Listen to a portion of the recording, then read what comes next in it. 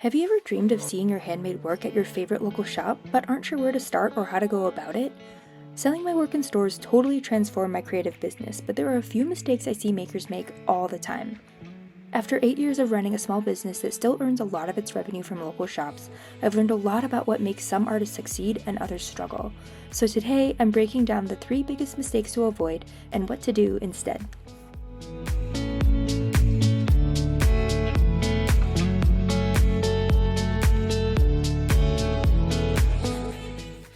I have been selling at local shops for the last 8 years, and it's really what's allowed me to go full-time as a creative, selling my handmade goods. And so today I thought I'd talk a little bit about 3 mistakes to avoid and what you can do to have the best success.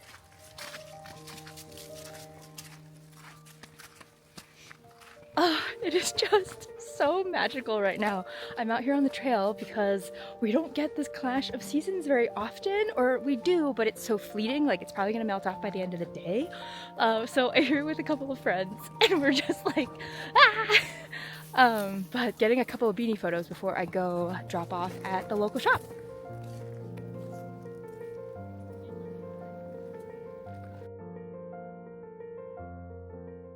One of the biggest mistakes that I see a lot of artists and makers doing is actually approaching the wrong shops or not researching the shops before they go and approach them to sell their stuff. Because ultimately, most of these shops that sell goods from other vendors, they want to make sure it sells. So whether you're doing wholesale or consignment, ultimately they want it to be a good fit. And so it's your job to really make sure that the fit is right. So that means aligning the brand with your brand values and to think about, does this shop appeal to the type of buyers who would be interested in the stuff that you sell? So knowing all of that actually also includes knowing your why, knowing the mission behind your brand and business, and having good branding. And by branding, I don't mean having a good logo and fonts and colors and all of that.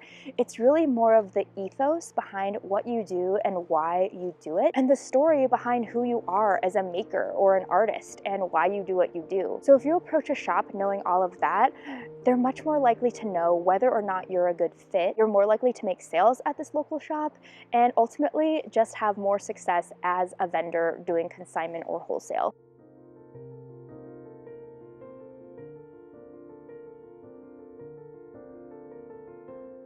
Another aspect to choosing the right shops to approach is also to make sure that you make an appointment with the person who's responsible for making those decisions and who are the ones that choose what artists and makers they curate in the shop. A lot of artists and makers will just walk in and approach the shop with all of their work and just bring it to the counter and be like, hey, I'm interested in selling here, blah, blah, blah. But what that does is you're not giving that person a chance to focus on you and what you're bringing. They might be busy. They're running a shop. And when you don't have an appointment, their attention might be elsewhere. Maybe you came at the wrong time. Maybe they're in the middle of something. Maybe they're just not in the headspace to talk to makers right now. So by doing that, you're not really respecting their time. And so they might not be as likely to want to talk to you. The best thing to do is actually send them an email or call and make an appointment to talk to the manager or the buyer. And that gives you their undivided attention. They already know the intention behind what you're doing by approaching the shop, and it really gives you a chance to show off your work and have a really good conversation with this person to see if you're going to be the right fit. Another part of researching the right shop is also just making sure that the products that you sell or the types of items that you're bringing in are a good fit for the other items that they already carry. And so if you're at this really high-end shop where everything's really expensive, but you're bringing in a lower priced item or a lower priced good, it might not just fit the vibe or the theme that they're going for. But on the flip side, if you go into a shop that's filled with tchotchkes or souvenirs or things that are maybe more manufactured, but you're bringing in a high quality handmade piece of work or your beautiful art that took you hours and hours to make, the types of people going into that shop might not actually be the types of buyers who you're looking for. And so you're not gonna have as much success selling at that shop. Doing all of those things really helped me see success selling at local shops. And to this day, after selling for 8 years, I still make a majority of my revenue from selling at my local shops. I have my stuff stuff in 3 different shops, 2 here in my town, and then one of their sister stores in another ski town. And that's another thing too, like think about the location of the shop. Do they even work with vendors and other makers and artists? You know what I mean? So those are definitely all things to consider. If you have any questions about that, please put them below. And I'd also love to hear your thoughts. If you're a maker or an artist that sells your goods at local shops, like what have you experienced? Are there any tips you could provide the other people in the community? I would love to know. With that being said, it's getting so bright out and I do not have my sunglasses with me. And I do have to make a drop off at my local shop. So let's go.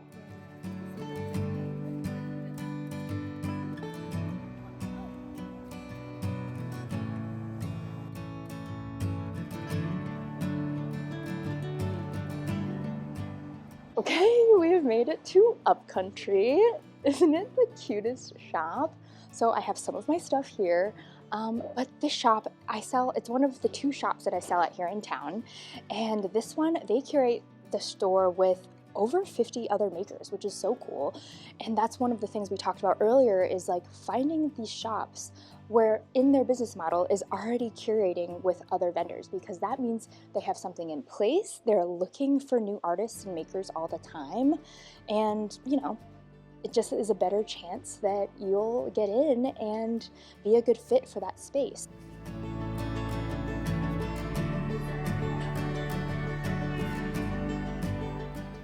So the next point I wanted to make was making sure that you treat your business like a business and not a hobby. And that includes your branding and the types of products that you're bringing to these shops. So since I sell at 2 shops in town, I make sure that I have 2 separate product lines. And I know that there are other people that do it differently, but for me, that makes the most sense because these are sister stores. So I want to make sure that there's some uniqueness to each of the product lines. It's really fun and creative for me to do it that way, and it really got my juices flowing with like how to differentiate the 2 product lines.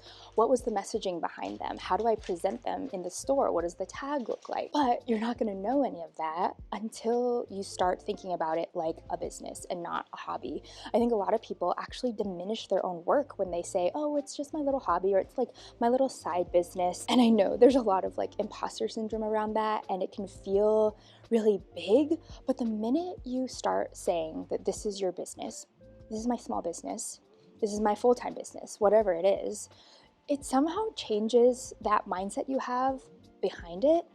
And, you know, as a maker, as an artist, the work you put out there is such an extension of who you are, and it can be really vulnerable. I totally get that, but when you start thinking about this more seriously, when you take yourself seriously, it kind of lets other people take you seriously too. And I think it's really subconscious for a lot of us.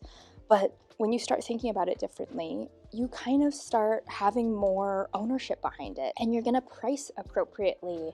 You're going to present your products in a different way.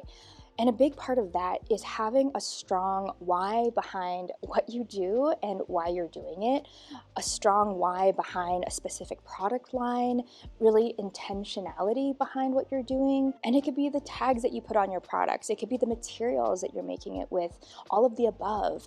Do you donate back to a different organization? What is that story? What is your story? And how did you become this artist or maker? What was your journey? And in a shop like this, they really develop strong relationships with the vendors.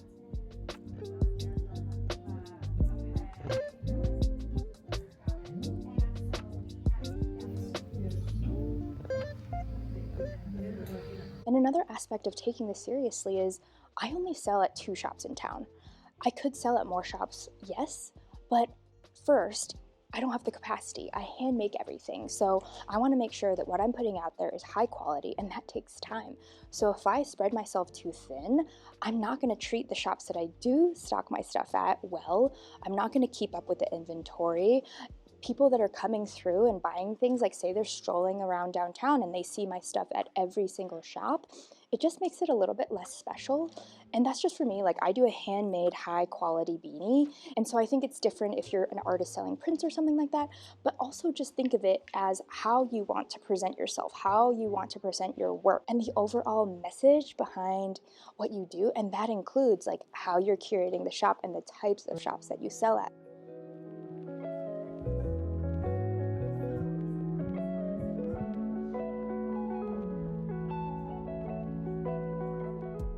And the important part about having exclusivity is you actually get to develop a much stronger relationship with the shop. They get to know your items and your story and get excited about them. And that means that when people walk into the shop and are asking for their recommendations, you're probably more likely to have your stuff sold because the staff and the managers really like you, like your story, and are just going to more authentically be able to sell for you. And that honestly is one of the biggest benefits of selling at a local shop, because you bring your items through, and if you have that strong mission and brand and connection with the shop, they're going to be able to sell it for you. So from a marketing standpoint, it's that's part of that commission, that's part of that fee that you're paying the store. You're not worrying about having to send all the emails and make all the posts and package and ship. They're doing that part for you. And so a lot of people will come and say, oh man, the fees are so high. And I'm like, yes, they're high, but to me, it's really worth selling because it gets your name out there. Someone that might have been coming into the shop not even looking for your type of item or your product is now exposed to your product. And if you have that relationship with the shop, they're gonna talk it up. And so that's also why I think it's important not to sell at too many shops and not to water down your brand, because when you have that relationship, that's really the most important thing. But my best friend Kate is actually the manager and the buyer at this shop, so I thought we would ask her her opinion.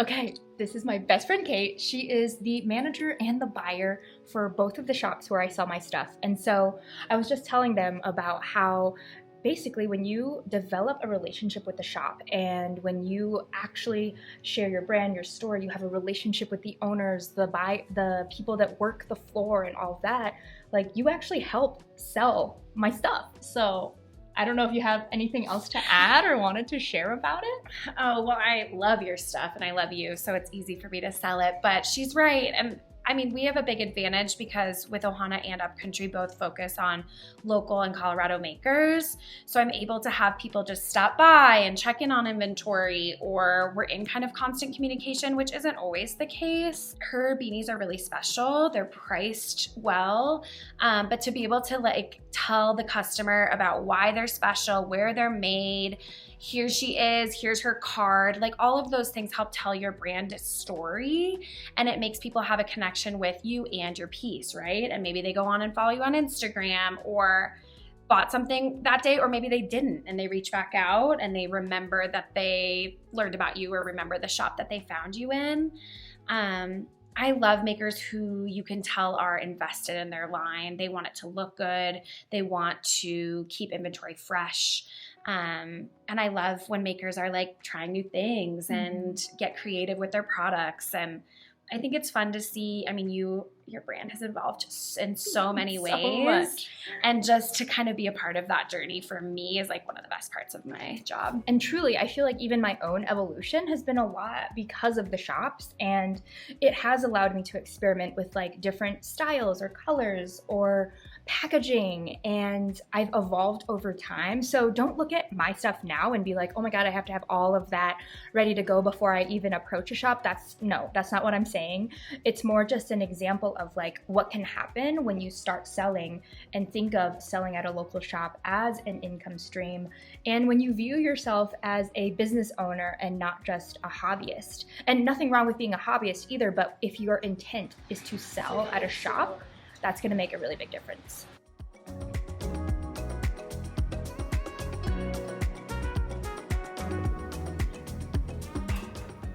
But really, the third and biggest mistake that we both see most makers making is giving up too fast and not allowing yourself to learn and evolve and just start. You know what I mean? Because like we were talking about earlier, you'll learn so much by just starting and doing it.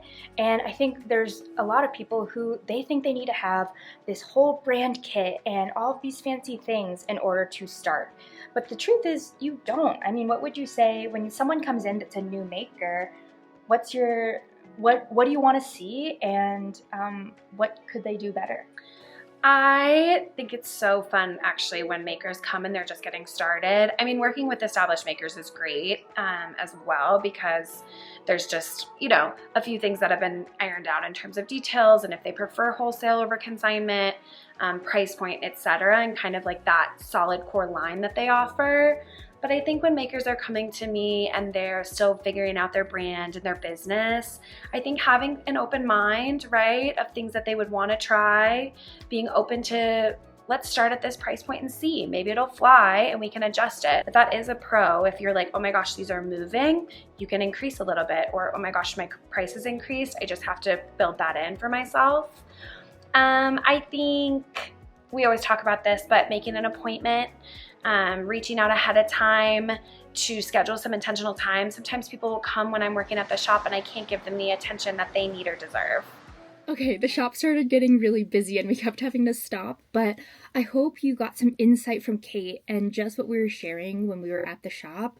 I'm back in the studio now, but I think the biggest thing with that last point is don't let perfection get in the way of good, because as you go, you'll learn so much more and you'll be able to evolve. And it does take time. It takes time to grow a new income stream. It takes time to grow a business.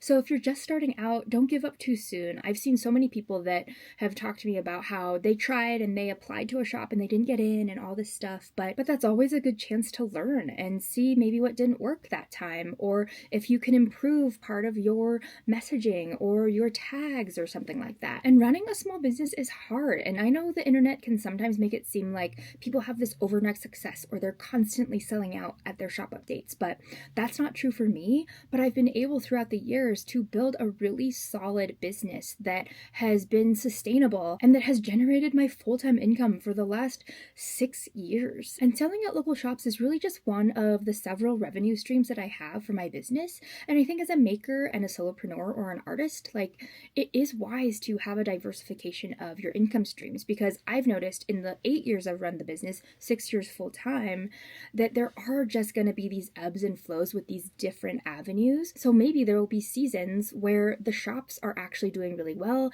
and maybe my website's not doing as well. Or there's some seasons where my website is really blowing up, but the shops are a little bit slower. And same with markets. Maybe some years you're having a ton of success and just really doing well at these local markets.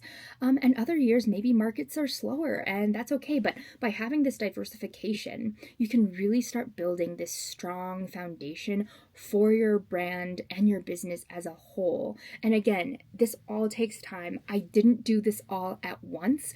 If you want to follow along and just see how my journey has progressed, I've been making videos for maybe 2 years now, and most of them are in vlog style. So it's kind of just taking you through the day in the life of running my business and just expressing what I'm going through as a small business owner. In the last 2 years, I've really been going through a creative evolution and more things are changing in my business, but I think that's the funnest part, is the creativity of running your business and figuring out what works for you is part of the fun. And so I hope this video gave you some insight on selling at local shops and this one possible revenue stream for your business. As you go along on your journey, you'll figure out what revenue streams work for you and what you actually like. I know some makers that hate selling at local shops and they won't do it, and they prefer doing markets and selling online. For me personally, I love selling at local shops. I also like having my website and doing markets, and it just keeps it really interesting for me and challenging me creatively, so I love that aspect of it. But if you like this video, I'd love to invite you to subscribe and follow along. I also have a free Discord community for makers and small business owners. There's a link down below. I also do a weekly newsletter that shares insights, tips, prompts for living more creatively and building a rewilded business. And if you have any questions, or if you're also a maker that sells at local shops, I'd love to hear your input and what you think. Put them down below in the comments. I'd love to see you there. But as always, thank you for coming along, and I will see you in the next video.